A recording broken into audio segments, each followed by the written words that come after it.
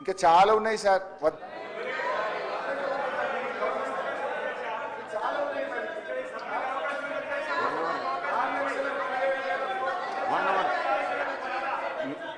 నాలుగు 4,17,000 కోట్ల అప్పు తెచ్చి ఏం చేసిండు అంటే మరి ఏం చేసినామో చెప్పాలి కదా అధ్యక్ష. ఇలా పెరిగిన ఆదాయం చెప్పాలి, మేము ఎన్నో విషయాలు కూడా చెప్పాలి కదా. ఇందాక బట్టైనా మాట్లాడుతూ ఉచిత కరెంట్ మేమే ఇచ్చిన అన్నాడు. ఇదే సీట్లో జానారెడ్డి గారు ఎల్ఓపిగా కూర్చున్నప్పుడు కేసీఆర్ గారు అక్కడి నుంచి లేచి ఒక్క ఏడాది లోపల 24 గంటల కరెంట్ ఇస్తా రైతుల కంటే ఆనాడు జానారెడ్డి గారు ఏమన్నాడు, అరే అట్లెట్లయితే పోయి అట్లా 24 గంటలు ఎట్లిస్తామన్నాడు. ఆనాడు కాంగ్రెస్ ఇచ్చిన కరెంటు 7 గంటల కరెంటు, పొద్దున్నాక 3 గంటలు, దొంగ రాత్రి 4 గంటలు, ఉత్తుత్త కరెంటు, కాలిపోయే మోటార్లు, పేలిపోయే ట్రాన్స్ఫార్మర్లు. ఇవాళ 24 గంటల కరెంట్ ఇచ్చింది ఇవాళ బీఆర్ఎస్ ప్రభుత్వం అధ్యక్ష. ఈరోజు బాధ కలిగేది ఏంటంటే రేవంత్ రెడ్డి గారు కానీ ఈ ప్రభుత్వం ఏం చేస్తుంది, మేమేదైనా ప్రశ్నిస్తే మమ్మల్ని దబాయించుడు, ఎంక్వైరీల పేరు మీద అక్రమ కేసులు పెట్టుడు, ఇదే కదా మీరు చేసేది. ఇవాళ మా కేటీఆర్ గారి మీద అన్యాయంగా రాష్ట్రం కోసం ఆయన పనిచేస్తే, రాష్ట్ర ఇమేజ్ ను పెంచే ప్రయత్నం చేస్తే కేటీఆర్ గారి మీద కేసు పెడుతున్నారు. మహేశ్వర్ రెడ్డి గారు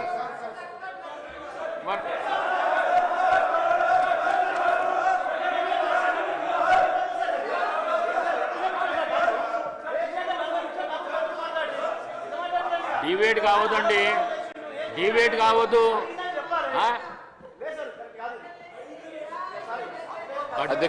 బడ్జెట్ మీద చర్చ నడుస్తున్నది, కేటీఆర్ గురించి చర్చ నడుస్తున్నదా?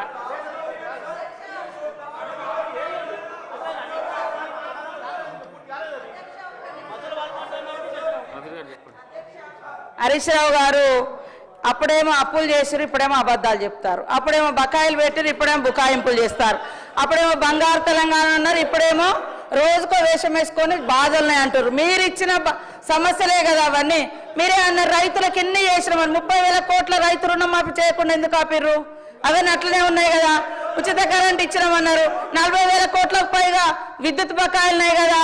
లాస్ట్కి మీరు ring road, outer ring road 30 సంవత్సరాలు తాకట్టే కాకుండా 1 ఇయర్ బిఫోర్ కూడా మద్యం టెండర్లు వేసుకొని వచ్చిన ఆదాయం కూడా మీరే తీసుకున్నారు. కాబట్టి మీరు ఇప్పటికైనా భజనలు మానుకొని వాస్తవాలు మాట్లాడితే బాగుంటుంది. మీరుంటే గొప్పగా ఉంటే, ఇతరులుంటే తప్పు ఉంటుంది. ఇది కరెక్ట్ కాదు అధ్యక్ష. పెద్దలు గౌరవనీయులు హరీష్ రావు గారు ఉన్నది ఉన్నట్టుగా మాట్లాడితే బాగుంటుంది. హరీష్ రావు గారు సబ్జెక్ట్ మాట్లాడండి, డిబేట్ సబ్జెక్ట్ మాట్లాడండి. లేదు అధ్యక్ష, ఇప్పుడు నేను సభలో వాస్తవాలు చెప్పే ప్రయత్నం చేస్తుంటే డీవియేషను, డిస్ట్రక్షను,